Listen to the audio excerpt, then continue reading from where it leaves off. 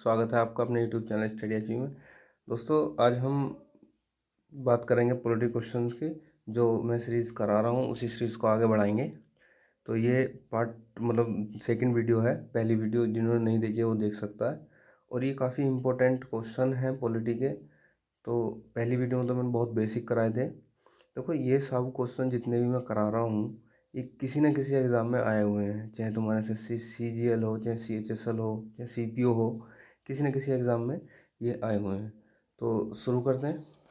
देखिएगा, पहला क्वेश्चन है, प्रारूप समिति ने भारतीय संविधान को किस भाषा में लिखा था। देखो, हमारी पिछली वीडियो में मैंने बताया था कि हमारे संविधान में अंग्रेजी के लगभग 80,000 शब्दों का यूज़ किया गया था।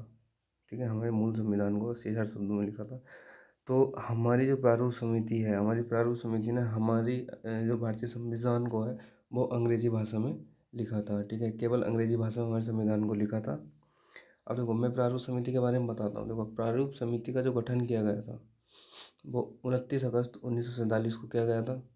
इसके चेयरमैन BR अम्बेडकर थे, डॉक्टर भीमराव अम्बेडकर। और इसमें इस कमेटी में 7 सदस्यों की नियुक्ति की गई थी। 7 सदस्य थे जिसके चेयरमैन भीमराव अम्बेडकर थे। तो इसमें 7 सदस्य कौन कौन थे? एक तो तुम्हारे थे गोपाल स्वामी अयंगर, गोपाल स्वामी अयंगर, जिनका नाम नरसिम्हा था, नरसिम्हा गोपाल स्वामी अयंगर। और KM मुंशी, अलादी कृष्णा स्वामी अय्यर, सैयद मोहम्मद सादुल्ला और B मित्र थे। ये इन्होंने इस्तीफा दे दिया था बीच में। इनकी जगह N माधव राव जी आ गए थे। और DP खेतान थे, यानी कि देवी प्रसाद खेतान थे।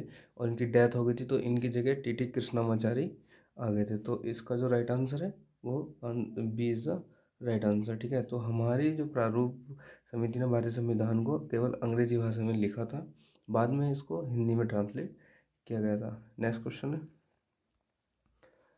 निम्न में से कौन सा अनुच्छेद 26 नवंबर 1949 को लागू कर दिया गया था। देखो, मैंने पिछली वीडियो में बताया था हमारा जो संविधान है वो जो पूर्ण रूप से लागू हुआ था वो 26 जनवरी 1950 को हुआ था।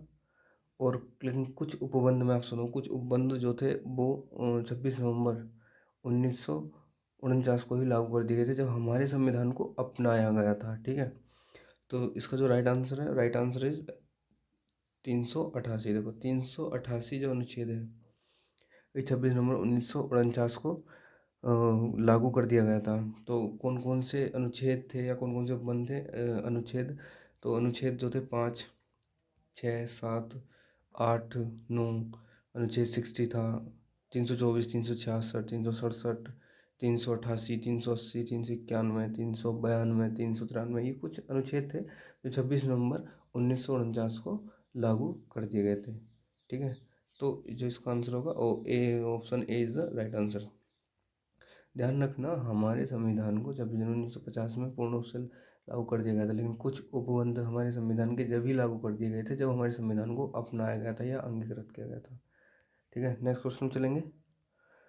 जनता का, जनता के लिए, जनता के द्वारा, यह कथन किसके द्वारा दिया गया था। देखो, ये जो क्वेश्चन मैं बता रहा हूँ, दोबारा बोल रहा हूँ, ये क्वेश्चन आए हुए हैं किसी न किसी एग्जाम में। ठीक है, तो इस क्वेश्चन का आंसर क्या होगा? जनता का, जनता के लिए, जनता के द्वारा, ये कथन किसके द्वारा दिया गया था। देखो, ये कथन जो दिया गया था वो अब्राहम लिंकन जी के द्वारा दिया गया था, जो अमेरिका के 16वें राष्ट्रपति रहे थे। और इन्होंने लोकतंत्र की एक परिभाषा दी थी। मैं आपसे बताऊँ, लोकतंत्र की परिभाषा इन्होंने दी थी कि जनता का, जनता के लिए और जनता के द्वारा। ठीक है, तो option A is the right answer. ठीक है, नेक्स्ट क्वेश्चन चलेंगे। देखो, बड़ा ही प्यारा क्वेश्चन है, बहुत ही प्यारा क्वेश्चन है। तो भारतीय संविधान के जो मूल अधिकार हैं वो किस देश से लिए गए हैं? हमारे जो भारतीय संविधान के मूल अधिकार हैं, देखो मैं आपसे बताता हूँ। हमारा जो संविधान बनाया गया है, देखो बहुत बेसिक बात है, पता ही होगा। हमारा जो संविधान बनाया गया है अनेक देशों से अनेक प्रकार की अवधारणाओं को लिया गया है। भाई, तुम्हारा ब्रिटेन से कुछ और लिया गया है, USA से कुछ और है, आयरलैंड से कुछ और है।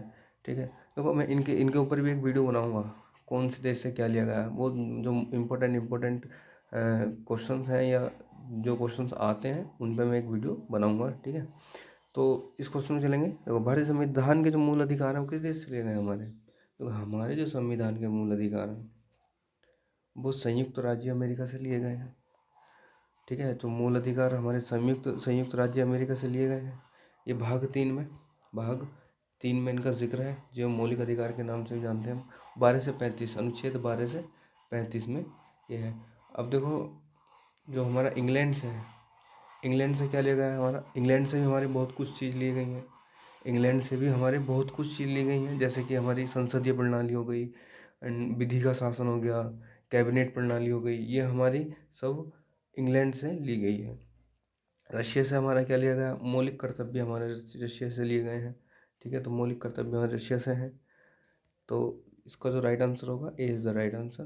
तो बता दिया है, इसका मौलिक कर्तव्य हमारे हैं, और ये हमारी संसदीय प्रणाली हो गई, या विधि का शासन, या विधि के निर्माण की जो प्रोसीजर है, प्रक्रिया है, वो कैबिनेट प्रणाली है, एकल नागरिकता है, बहुत सारी चीज़ें ली गई हैं। ठीक है, नेक्स्ट क्वेश्चन में चलेंगे। देखो, भारत में एकल, देखो आ गया क्वेश्चन, भारत में एकल नागरिकता की अवधारणा कहाँ से ली गई है? तो हमारे देश में जो एकल नागरिक की अवधारणा, वो इंग्लैंड से ली गई है, यूएसए का मैं बता चुका हूँ। नेक्स्ट क्वेश्चन चलेंगे। भारतीय संविधान में, तो बहुत ही प्यारा क्वेश्चन है, और मोस्टली कंफ्यूज आते हैं इसमें स्टूडेंट, बहुत कंफ्यूज होते हैं। देखो, भारतीय संविधान में संघीय शब्द का प्रयोग कहाँ किया गया है?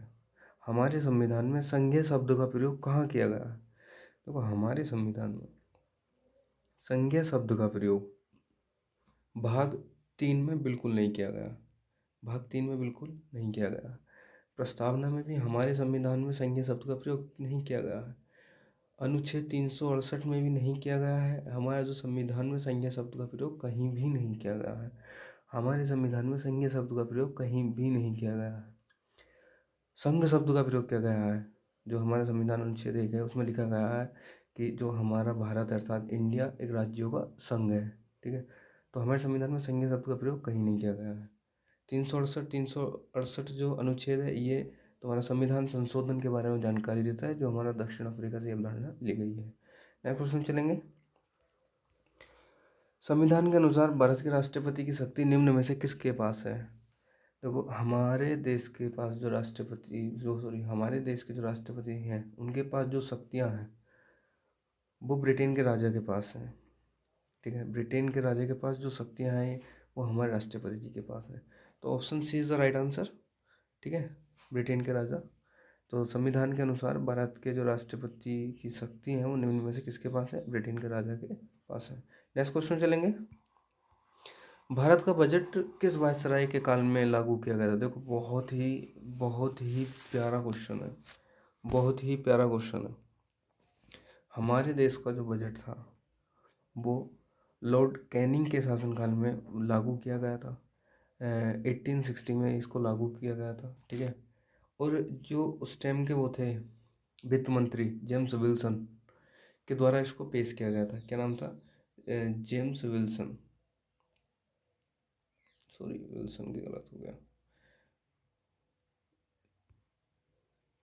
जेम्स विल्सन का नाम था, जेम्स विल्सन, जेम्स विल्सन इनका नाम था। इनके द्वारा हमारे देश का संविधान, सॉरी हमारे देश का जो बजट था, वो पेश किया गया था लॉर्ड कैनिंग के शासनकाल में। ठीक है, लॉर्ड कैनिंग के शासनकाल में। कब? 1860 को ये काम किया गया था। तो option C is the right answer. Next question चलेंगे। भारतीय संविधान में राज्य के नीति निदेशक तत्व की अवधारणा कहाँ से ली गई? देखो, बहुत ही प्यारा क्वेश्चन है। हमारे जो संविधान में जो नीति निदेशक तत्व लिए गए हैं, वो कहाँ से लिए गए हैं? देखो, हमारे संविधान में नीति निदेशक तत्व अमेरिका से बिल्कुल नहीं लिए गए। अमेरिका से हमारे देश में क्या क्या मौलिक अधिकार लिए गए हैं। ठीक है, और जी तुम्हारे राष्ट्रपति महाभियोग जो लगाया जाता है, उसका अवधारणा ली गई है। ठीक है, उच्चतम न्यायालय, उच्च न्यायालय के न्यायाधीशों की पद से हटाना, ये सब चीज़ अमेरिका के राष्ट्रपति से हमारे यहाँ लिया गया है। इंग्लैंड के संविधान से हमारे क्या क्या लिया गया? इंग्लैंड के संविधान से मैं बता चुका हूँ। इंग्लैंड के संविधान से हमारे एकल नागरिकता हो गई, संसदीय प्रणाली हो गई, कैबिनेट प्रणाली, ये सब हमारे इंग्लैंड के संविधान से ली गई है। देखो, हमारे देश में जो भारतीय संविधान में जो राज्य के नीति निदेशक तत्व लिए गए हैं, वो आयरलैंड के संविधान से लिए गए हैं। आयरलैंड के संविधान से ही हमारे देश के संविधान में नीति निदेशक तत्वों की अवधारणा की गई है। ठीक है, तो option C is the right answer. Next question में चलेंगे।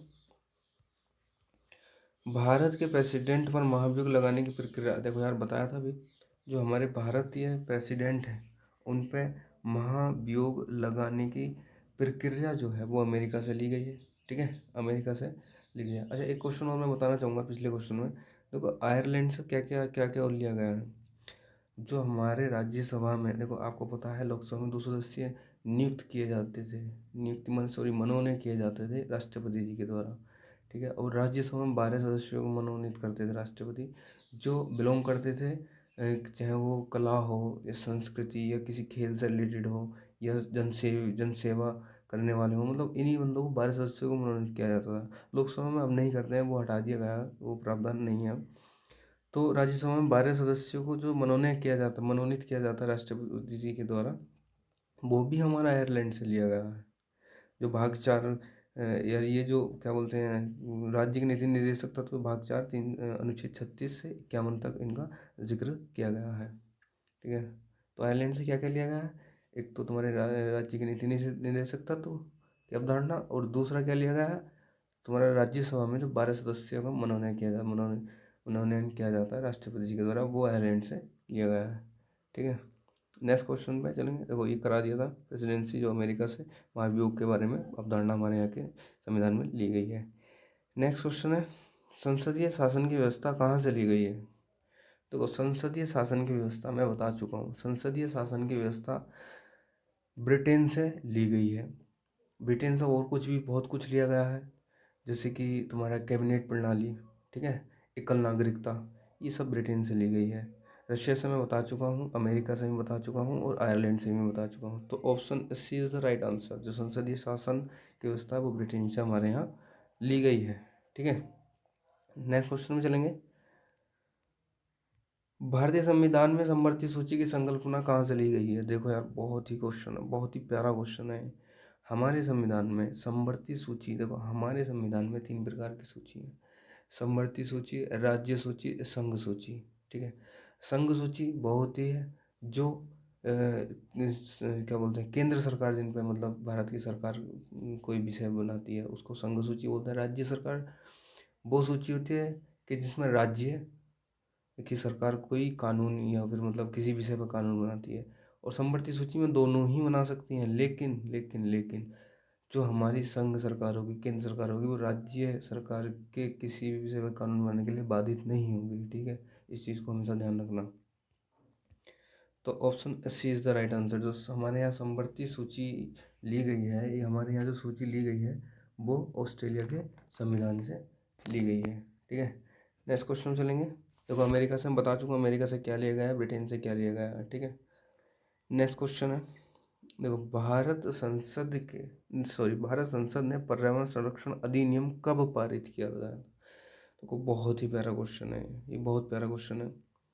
हमारे देश ने जो पर्यावरण संरक्षण अधिनियम पारित किया था वो 1986 में किया गया था। क्यों किया गया था मैं आपसे बताता हूँ। देखो 5 जून 1972 स्टॉकहोम में, जो अमेरिका था, अमेरिका के स्टॉकहोम में एक सम्मेलन किया गया था। इनका उद्देश्य था पर्यावरण का संरक्षण करना, जो हमारे पर्यावरण का बचाव करना। ठीक है, उस चीज़ को ध्यान में रखते हुए एक सम्मेलन हुआ था 1972, 5 जून 1972 स्टॉकहोम में हुआ था। ठीक है, तो उसी को ध्यान में रखते हुए 1986 में इसी चीज़ को ध्यान में रखते हुए भारतीय संसद ने एक पर्यावरण संरक्षण अधिनियम पारित कर दिया गया था। ठीक है, ताकि हम अपने पर्यावरण को बचा सकें। ठीक है, तो option B is the right answer. ठीक है, नेक्स्ट क्वेश्चन चलेंगे। कैबिनेट प्रणाली और सामूहिक उत्तरदायित्व में किसका योगदान है। देखो यार बताया था अभी, कैबिनेट प्रणाली हो गया, सामूहिक उत्तरदायित्व होगा, कहाँ से लिया गया, हमारा ब्रिटेन से लिया गया है, सिंपल। तो B is the right answer. ठीक है, रशिया से मैं बता चुका हूँ, अमेरिका से मैं बता चुका हूँ हमारा क्या क्या लिया गया है। नेक्स्ट क्वेश्चन चलेंगे। भारतीय संविधान में संविधान संशोधन करने की जो प्रावधान है वो कहाँ से लिया गया है। देखो अभी बताया था मैं, हमारे जो संविधान में, भारतीय संविधान में जो संविधान संशोधन के वो है प्रावधान है, वो हमारे कहाँ से ली गई है। देखो ब्रिटेन से नहीं ली गई बिल्कुल भी, जर्मनी से, अच्छा जर्मनी से क्या लिया गया है बताएगा कोई? कमेंट सेक्शन में कमेंट करना कि जर्मनी से हमारे देश के संविधान में क्या चीज़ ली गई है, ठीक है, वो आप लोग बताएंगे। तो संविधान संशोधन जो है दक्षिण अफ्रीका से लिए गए हैं। भाग 20 में इनका जिक्र है, भाग 20 मतलब 20, सॉरी भाग 20 में इनका जिक्र, मैं इधर लिख देता हूँ, इधर लिख देता हूँ दक्षिण अफ्रीका, और भाग 20 में इनका जिक्र है, ठीक है। भाग 20 यानी आर्टिकल 368 में इसका जिक्र किया गया है, ठीक है। तो संयुक्त राज्य अमेरिका से मैं बता चुका हूँ क्या लिया गया है। ब्रिटेन से हम बता चुके हैं। दक्षिण अफ्रीका से हमारे देश के संविधान संशोधन का प्रावधान लिया गया है, जो भाग 20 में और अनुच्छेद 368 में इस चीज़ का बताया गया है। और जर्मनी से क्या लिया गया है ये आपको बताना है, कमेंट सेक्शन में कमेंट करिएगा प्लीज़ कि जर्मनी से हमारे देश के संविधान में क्या लिया गया है, ठीक है। तो बस आज के लिए इतने ही। अगर वीडियो अच्छी लगी हो तो सब्सक्राइब करें चैनल को और सपोर्ट करें यार, मतलब मेरी दूसरी वीडियो है, स्टार्टिंग कर रहा हूँ। आप लोगों की दुआ से अगर जो बढ़िया रहा तो सब अच्छा चलेगा, और बस सपोर्ट करें। और हाँ, कमेंट में ज़रूर लिखना कि जर्मनी से क्या लिया गया है, ठीक है। और शेयर करें, लाइक भी करें और सब्सक्राइब भी करें। तो चलते हैं, आज के लिए बस इतना ही। जय हिंद, जय भारत।